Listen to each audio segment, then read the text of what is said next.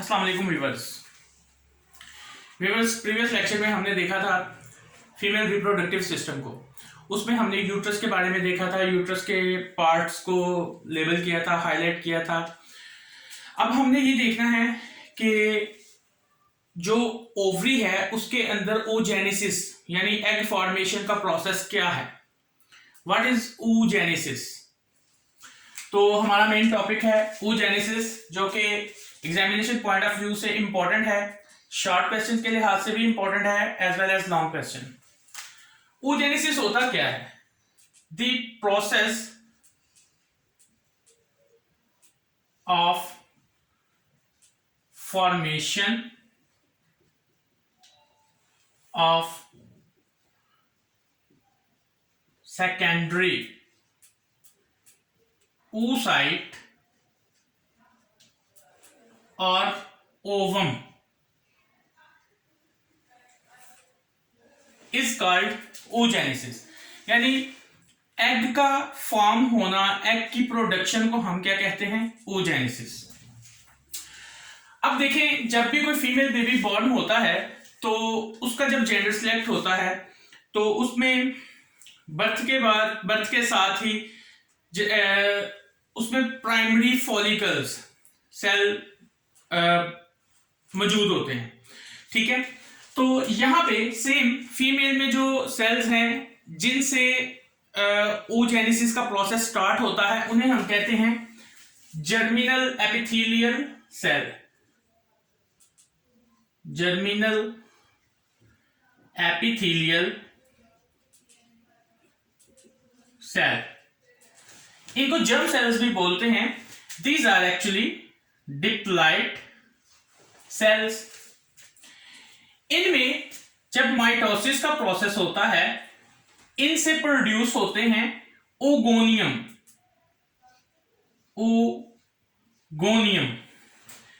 Let's see, इनमें जब mitosis हुई तो इससे प्रोड्यूस हुए न्यू सेल, यानी ये डेवलप हुआ, जिसे हम कहते हैं oogoनियम। oogoनियम। अब ये जो oogoनियम है, इस oogoनियम के अंदर जैसे ही अगेन माइटोसिस हुई, माइटोटिक डिवीजन हुई, तो इससे प्रोड्यूस हुए 2n। These are called primary oocyte। These are called primary oocyte।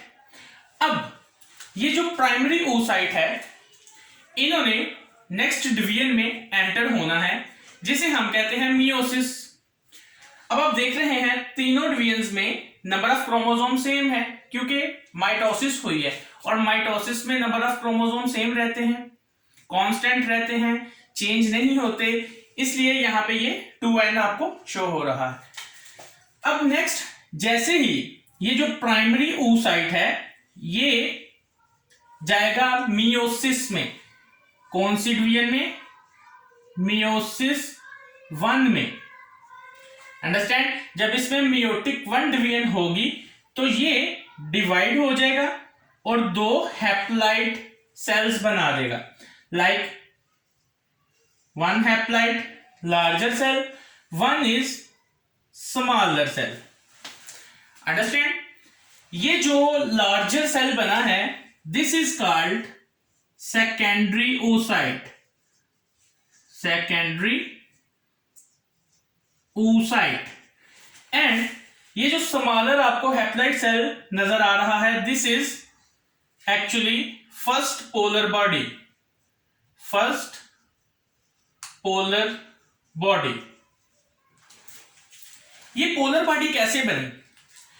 Actually यहां पे आपको साइज में डिफरेंस शो हो रहा है कि ये स्मॉलर साइज है, ये लार्जर साइज है। स्मॉलर साइज, लार्जर साइज के जो सेल दो बने हैं haploid cell, this is due to the unequal distribution of cytoplasm.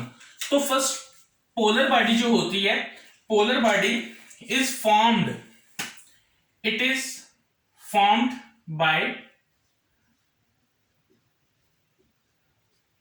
Unequal distribution of cytoplasm. Okay, very important question. Polar body कैसे फॉर्म होती है? अनइक्वल डिस्ट्रीब्यूशन ऑफ साइटोप्लाज्म से। अब सेकेंडरी oocyte जो है, ये जो सेकेंडरी oocyte है, ये इसको हम ओवम भी कहते हैं। It is arrested in metaphase 2 of meiosis. ये मियोसिस के मेटाफेज 2 फेज में अरेस्ट हो गया, वहां पे जाके अटक गया। अब इसकी दो जगह पे किस्मत है, इसने दो जगह पे जाना है, दो मंजिलें हैं इसकी। एक, इसने मियोसिस 2 में जाना है, ठीक है। मियोसिस 2 में उतनी देर तक ये नहीं जाएगा जब तक इस एग को या सेकेंडरी oocyte को स्पर्म आके फर्टिलाइज नहीं करता। अगर इसको स्पर्म ने फर्टिलाइज कर दिया तो फिर इसकी फेट क्या होगी? जाइगोट। अंडरस्टैंड? अब let's suppose female is married, तो स्पर्म ने इसको फर्टिलाइज कर दिया। जैसे ही स्पर्म ने इसको फर्टिलाइज किया तो इधर मैं लिखता हूं, if secondary oocyte is fertilized by sperm, then enter into meiosis 2 division. तब ये मियोसिस 2 में एंटर होगा। अगर इसको स्पर्म ने फर्टिलाइज नहीं किया तो फिर ये जो oocyte है या सेकेंडरी oocyte या ओवम, जिसे हम ओवम कहते हैं, if not fertilised by sperm then it will, if not fertilised by sperm then enter into blood। तो ये ब्लड में चला जाएगा, ब्लड में चला जाएगा। स्पर्म को जब फर्टिलाइज नहीं करेगा ब्लड में ये चला जाएगा, और जैसे एंडोमेट्रियम ब्रेकडाउन होगी उस ब्लड डेब्रिस में ये भी जाके मिल जाएगा और फिर डिस्चार्ज हो जाएगा and discharge by menstrual cycle। तो फीमेल को फिर मेंसेस स्टार्ट हो जाएंगे। अंडरस्टैंड? अब हम यहां पे आगे कंटिन्यू करते हैं। अगर तो स्पर्म फर्टिलाइज हो गया, सेकेंडरी oocyte डेवलप हो जाएगा, अगेन ये एंटर हो जाएगा जी मियोसिस 2 में।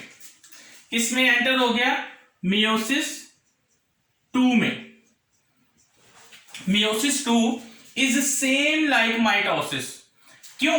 आप देख रहे हैं क्योंकि मियोसिस 2 में भी नंबर ऑफ क्रोमोसोम सेम रहते हैं। यहां पे भी हैप्लॉइड था सेकेंडरी oocyte, जो फीमेल गैमीट बना एग या सेकेंडरी oocyte, ये भी हैप्लॉइड था। और जब ये मियोसिस 2 में गया तो सेम हैप्लॉइड ही प्रोड्यूस हुआ। तो हम ये कह सकते हैं कि meiosis 2 is same like mitosis. Understand? तो ये हमारे पास एक मैच्योर ओवम प्रोड्यूस हो गया। यहां तक हमारा ये प्रोसेस था oogenesis का, ठीक है। और इसके साथ एक और पोलर बॉडी प्रोड्यूस होगी जिसे हम सेकेंड पोलर बॉडी कहेंगे। Second polar body. अब ये पोलर बॉडी क्या है? ये कहां पे जाती है? क्या ये भी फर्टिलाइज होती है स्पर्म के साथ? नहीं, इनके अंदर फूड यानी साइटोप्लाज्म ऑलरेडी कम है, तो इन्होंने क्या करना है, डिजेनरेट हो जाना by process called degeneration. Degeneration के प्रोसेस से ये डिजेनरेट हो जाएंगी second polar body as well as first polar body, और हमारे पास मेन प्रोडक्ट क्या आ जाएगा, ओवम। ये प्रोसेस किधर होता है जी, ओवरी के अंदर, oogenesis के नाम से। अब ये ओवम जो है ये स्पर्म के साथ मिलकर जाइगोट बनाएगा, so zygote will convert into embryo and so on enter into developmental stages. तो इसके बाद ये हमारे पास जाइगोट बन जाएगा। अंडरस्टैंड, ये था प्रोसेस सिंपल oogenesis का। अब oogenesis का प्रोसेस ओवरी में कैसे होता है ये हम डायग्रामेटिकली इसको डिस्कस करेंगे नेक्स्ट, यानी ओवेरियन साइकिल को हम डिस्कस करेंगे नेक्स्ट वीडियो में। तब तक के लिए अल्लाह हाफिज।